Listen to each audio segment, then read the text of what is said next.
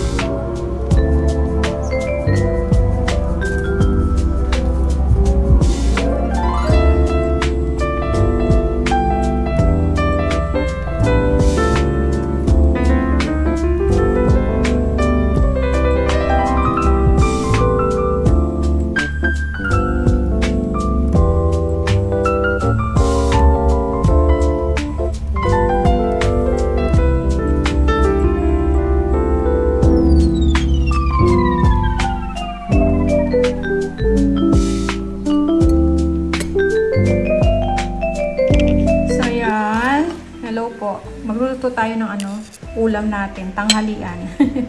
Ito lang yung lulutuin ko. Puro kalabasa. Muntik ng walang matira. Ayan, nakalimutan ko na kasi siya eh. So, nasira na yung iba. Kaya, pinilian ko na lang. Ayan. Nalis ko na lang yung mga parang lamog. Tapos, ayan, kukuha tayo ng dito. Yung shrimp. Na yan eh, cook na yan nung nabili ko. So, hindi ko naman lahat uubusin yan. Kukuha lang tayong konti. Ang sahog. So, ito yung mga sangkap. Yan. Luya, sibuyas, bawang. Tapos, gata. Ay! Gagamitin na natin yung Coco Mama. Ngayon ko pa lang siya magagamit. Saan ba? Si Coco Mama. Ayan. Ito nga pala. So, yan. Magagamit na natin to. First time kong gamitin to. Sabi nila, malasa din daw to. So, yun. Tapos, magluluto ako ng daing. Ayan. Nilabas ko na siya. 2 piraso na lang to. So, gagawin kong 4 yan. Hatiin ko sa gitna. Tapos, hindi ko lang kung maluluto ko pa tong fish fillet na to. Tingnan natin. Kapag okay na sa amin. Kasi 3 lang kami kakain. Wala si panganay dito. So, si Mr. may trabaho. Pero, half day lang siya. Mamaya-maya uwi na rin yon. Kaya, eto. Lutuin na natin yung ulam. Naman ako eh. Nagsasaing na ako. So, katatapos ko lang mag-garden.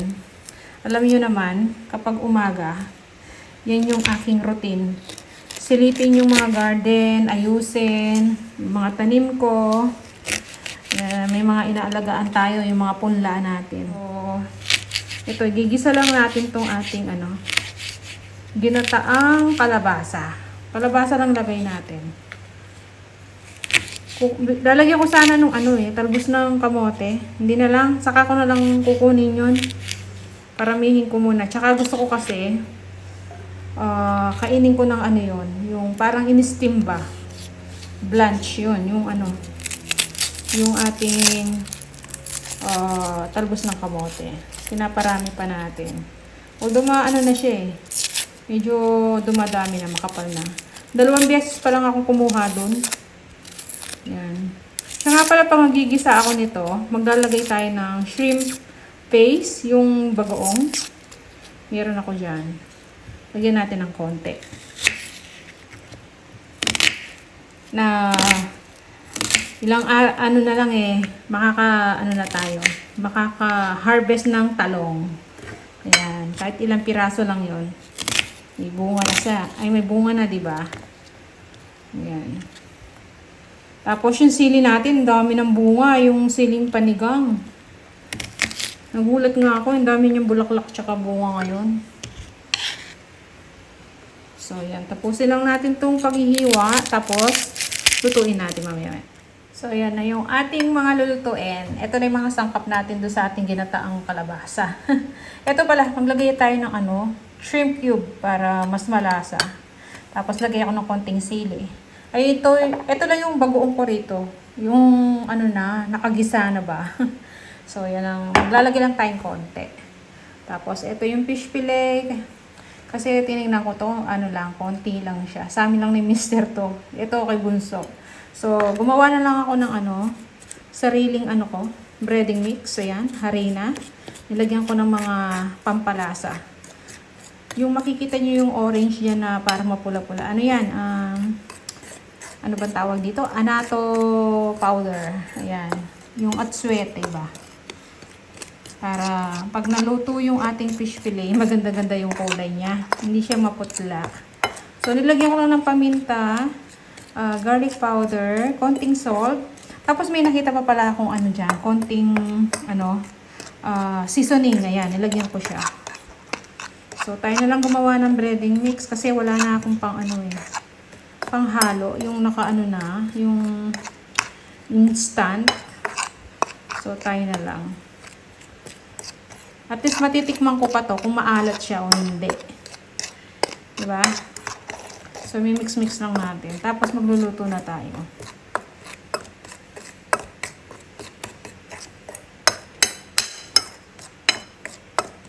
Tikman natin kung maalat.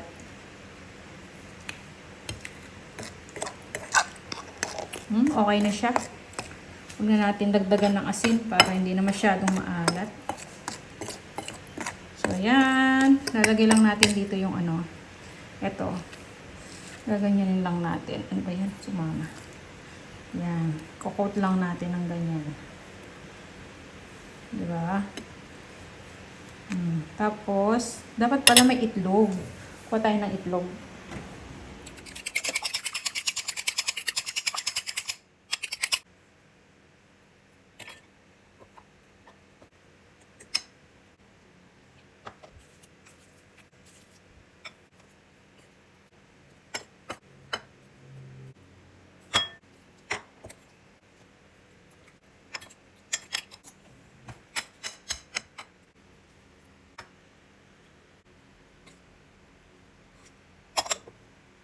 So, yung start na tayong magluto. Gagamitin ko na lang mantika. Yung pinaglutuan ko ng chicken. Kahapon. So, sayang naman. Ito na yung panggigisa ko. Tsaka dito. Pamprito. Yan. Kasi, isang, pa lang naman to, isang gamit. May kulay din kasi yung chicken na ginamit ko. Siya? Anong tawag dito? May atsuete yun. So, gumawa din ako ng breading mix nun. So, yan. Sayang siya, diba? Kung tatapon ko. Pwede pa naman kasi. Tsaka mas malasa to. pinagpirituhan ng chicken. Kaya yun. Sinave ko muna. Gigisa na tayo yan. Sabay nung pipirito nating fish fillet. Tsaka yung ating isang isda. Yan. Huli ko lang iluluto tong daing. Kasi may suka. Ano yan eh.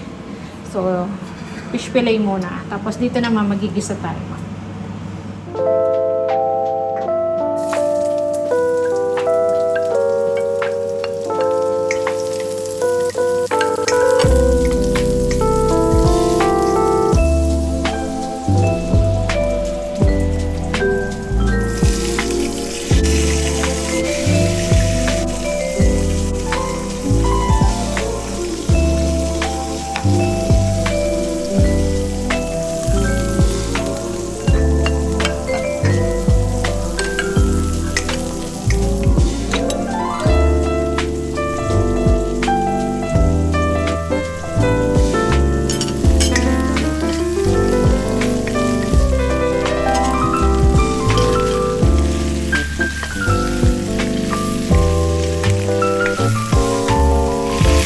Lagyan na natin yung coco mama natin. So, para maluto ng gusto yung ating gata. So, mabilis na lang lutuin to. Kasi yung kalabasa dito, mabilis lumambot. Tapos, huli ko na yung lalagay yung yung ating hipon. Kasi nga luto na yan, di ba? So, yeah.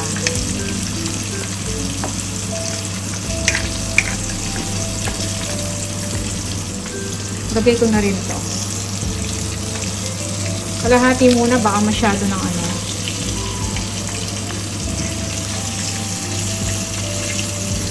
Lagyan natin ng paminta. Paminta and garlic. Lugtad natin. Ganda ng kulay. Kasi nga, nilagyan natin ng atsuete. Yung anato powder. Yan, ganyan ginagawa ko kay sa chicken. Para maganda yung kulay pag naluto. Nilalagyan ko lang ng anato powder. Yung ating breading mix. Ayan o, diba? Ito naman, sangkapan natin.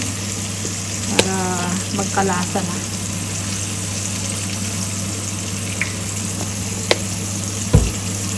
Saka garlic powder.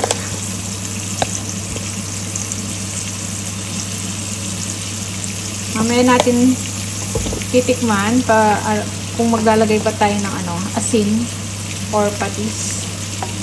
So, yeah. Pakuluan lang natin.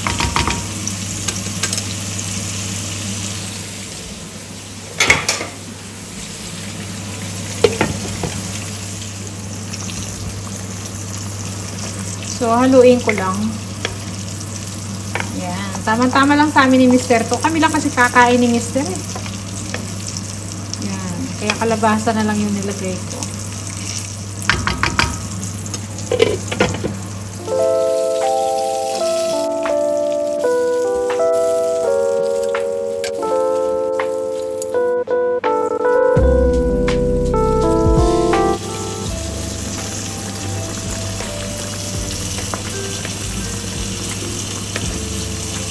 Hindi na natin lagay yung ating hipon. Pero tikman ko muna.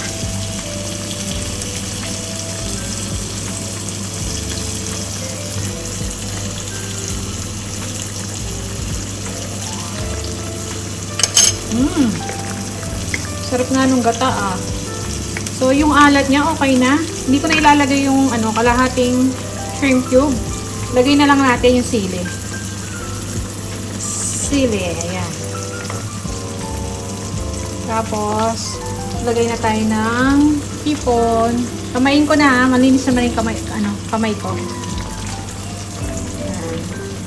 6, 8. Nagbilang talaga, no?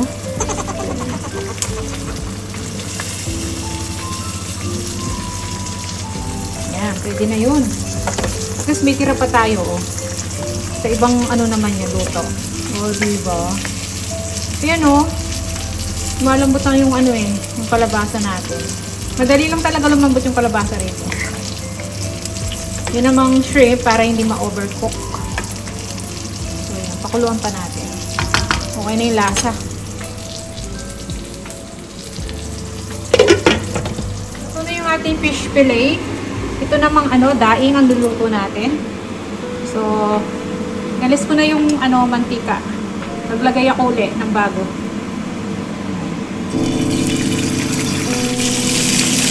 Na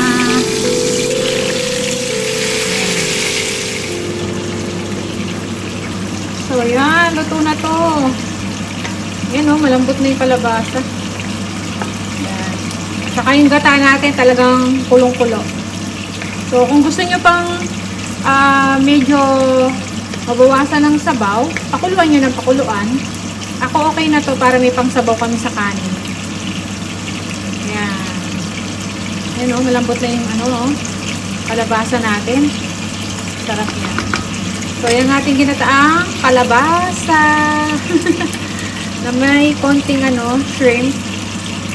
Diba? Sarap niya. So, luto na yung daing natin. Patay na natin. Yan. So, natapos rin tayo magluto. Maya-maya yan darating na si Mister. Pag nagutom na si Bunso, mauna nang kakain yun. Ito yung sa kanya, fish fillet. Tinikman ko siya, kaya may na dyan, hiwa. Sarap siya. Tama-tama yung breading mix na nilagay natin. So, tabi na lang natin dito. So, yun. Yan na yung ating ulam. O, diba? Yan. Tapos, yung ginataan nating kalabasa. Lambot niya, Sarap. So, takpan lang natin dito.